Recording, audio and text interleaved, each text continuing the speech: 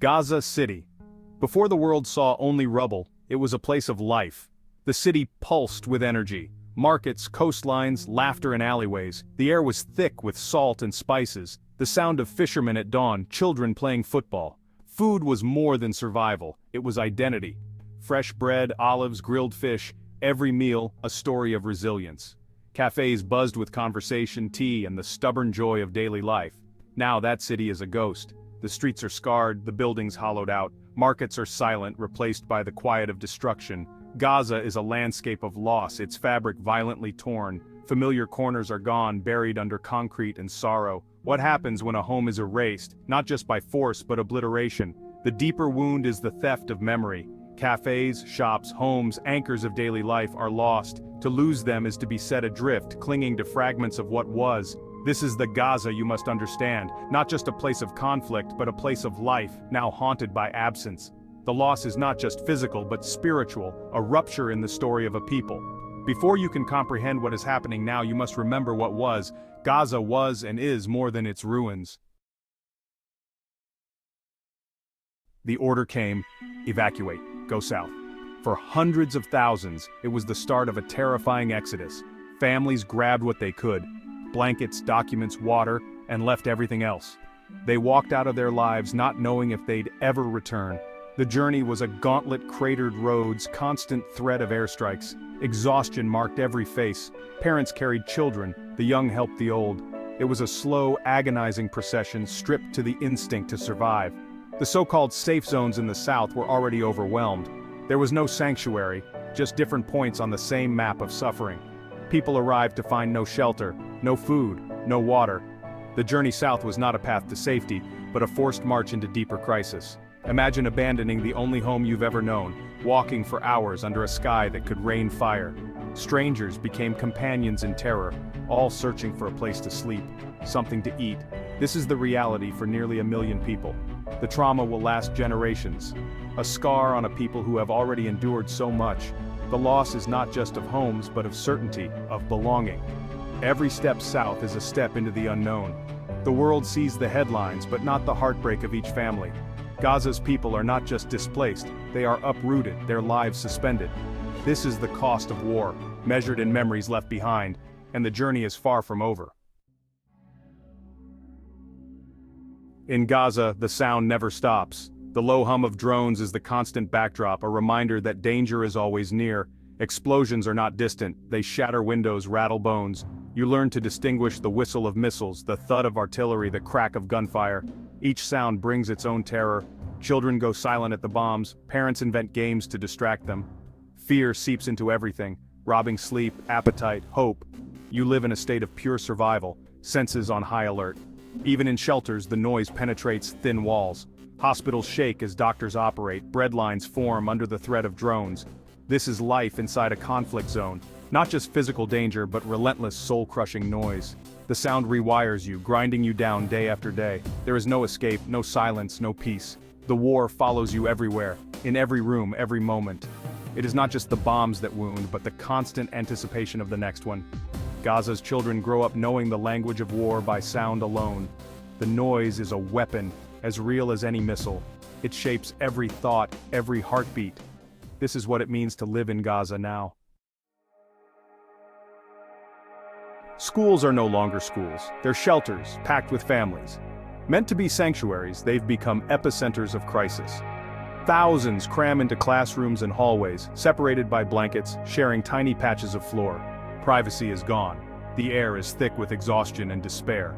Life is a struggle for basics, a spot to sleep, a turn at the tap, a place in the food line. Sickness spreads quickly. Children wander, learning survival instead of lessons. Yet even here, community endures. People share bread, water, stories. Strangers become family, looking out for each other's children, offering comfort. Humanity persists, even when stripped of everything. But these shelters are not safe. Some have been hit by strikes. The blue UN flag offers little protection. The places people fled to for safety have become targets. There is no truly safe place in Gaza. Fear is constant. Anxiety is the new normal. People are trapped, praying the walls will hold. The crisis is not just overcrowding but the collapse of any sense of security. In Gaza, even refuge is uncertain. Survival is a daily act of hope. Al-Shifa, Gaza's largest hospital, is collapsing under war's weight. Hallways overflow with the wounded, patients on floors, in corridors, anywhere there's space. Doctors and nurses work around the clock, often without anesthesia or supplies. The hospital is also a shelter for thousands, adding to the chaos. Fuel for generators is running out, threatening life-saving equipment. Medical supplies and clean water are critically low. Rescue teams bring in a constant stream of casualties, many women and children. Doctors make impossible choices: who gets treated, who must wait. The hospital is caught between duty and danger, as claims of tunnels beneath it put it in the line of fire. Staff deny these claims, but the threat remains. Al-Shifa is a city within a city. Birth, death, hope, and despair under one roof. The medical teams are heroes, holding the line between life and death. They work amidst horror, refusing to give up. In Gaza, survival means searching for food and water every day. Bakeries, if they're open, are mobbed. People wait hours for a few loaves. Even these lines are dangerous, exposed to strikes. Water is even scarcer. Infrastructure is destroyed, taps have run dry. People drink what they can find, contaminated, salty, unsafe. Disease spreads, dehydration, infections, especially among children and the elderly. Aid trickles in, but it's never enough for 2 million people. For most, aid is a rumor. Reality is a daily scramble for scraps. Parents skip meals so children can eat. Neighbors share what little they have. Hunger is constant, crushing the spirit. The search for sustenance dominates every moment. When survival is all-consuming, dignity is stripped away. This is how a population is broken, not just by bombs, but by hunger and thirst.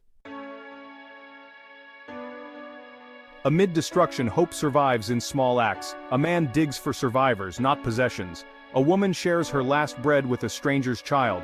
These moments defy the logic of war, quiet assertions of humanity. In crowded shelters, strangers form new families, tell stories, sing songs. A journalist shares battery power so a father can call loved ones.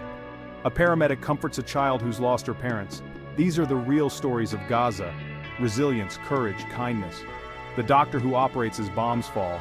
The baker who risks reopening. The mother who shields her children with games. It's not the absence of fear, but the refusal to let fear win. Every act of compassion is resistance. A flicker of light in darkness. Even in crisis, the spirit of Gaza remains unbroken. Kindness is a declaration. You cannot take away our capacity to care. In Gaza, every act of love is a victory. As Gaza bleeds, the world watches, a shifting tapestry of politics and alliances. The devastation has cracked old diplomatic consensus. Nations like France, the UK, and Canada now recognize Palestinian statehood, a signal for change. Israel's government rejects this, deepening rifts with Western allies. The US tries to broker peace, but progress is slow as Gaza's crisis worsens. Aid groups sound the alarm, calling for ceasefire and humanitarian corridors. Their reports are grim: malnutrition, disease, mass displacement. But for Gazans, diplomacy feels distant. While leaders debate, families search for water, doctors run out of supplies. The gap between global response and local need is vast. The people of Gaza are watching too, asking, is anyone coming to help? The world's conscience is being tested. To travel through Gaza is to witness profound suffering and resilience. The destruction is staggering, but the spirit of the people endures. This story is not about numbers but names and faces. Layla sings to her children to drown out bombs. Youssef pulls neighbors from rubble. Dr. Amira refuses to leave her patients. These are not statistics. They are human beings with dreams and fierce love for home. The world cannot look away. This is a crisis of shared humanity. The first step is to bear witness. Listen to stories, see the people behind the headlines. They want what we all want: safety, dignity, a future for their children. Look beyond politics. Seek out Gazan voices, art, music, support organizations providing aid. Do not let their stories be buried. In their courage and hope, Gaza offers a lesson in humanity. We owe it to them and ourselves to listen.